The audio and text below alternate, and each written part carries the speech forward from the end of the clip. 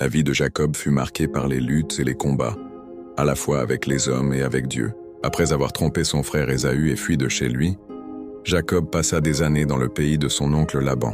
Alors qu'il revenait avec sa famille et ses troupeaux, le cœur de Jacob fut rempli de crainte. Ésaü s'avançait vers lui avec 400 hommes. Genèse 32, 6. Dans la détresse, Jacob pria « Dieu de mon père Abraham et Dieu de mon père Isaac, délivre-moi, je te prie, de la main de mon frère, de la main d'Ésaü, car j'ai peur de lui. » Genèse 32, 9, 11. Cette nuit-là, Jacob resta seul au bord du fleuve du Jabbok. Là, il lutta avec un homme mystérieux jusqu'à l'aube. Voyant qu'il ne pouvait le vaincre, l'homme toucha la hanche de Jacob et la démit. Mais Jacob s'agrippa encore et dit « Je ne te laisserai point aller, que tu ne m'aies béni. » L'homme répondit « Ton nom ne sera plus Jacob, mais tu seras appelé Israël, car tu as lutté avec Dieu et avec des hommes, et tu as été vainqueur. » Genèse 32, 26, 28. Ce fut un moment décisif.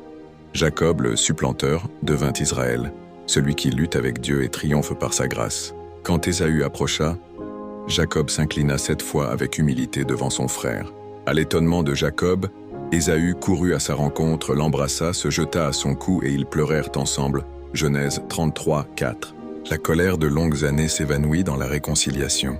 Ce que Jacob craignait tourna en paix.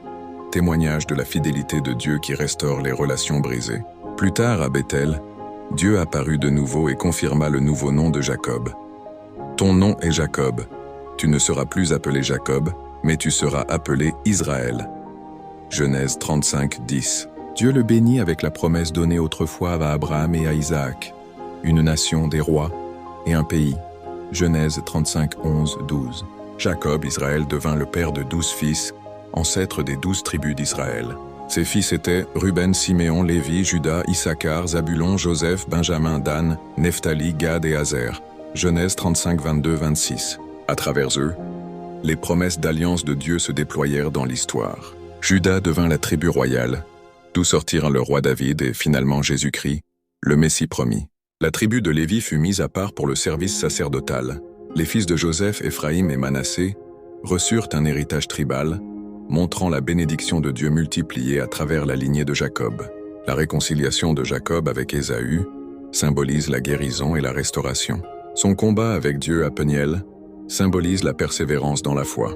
Et son nouveau nom, Israël, devint l'identité du peuple d'alliance, une nation choisie, née de la lutte, de la promesse et de la grâce.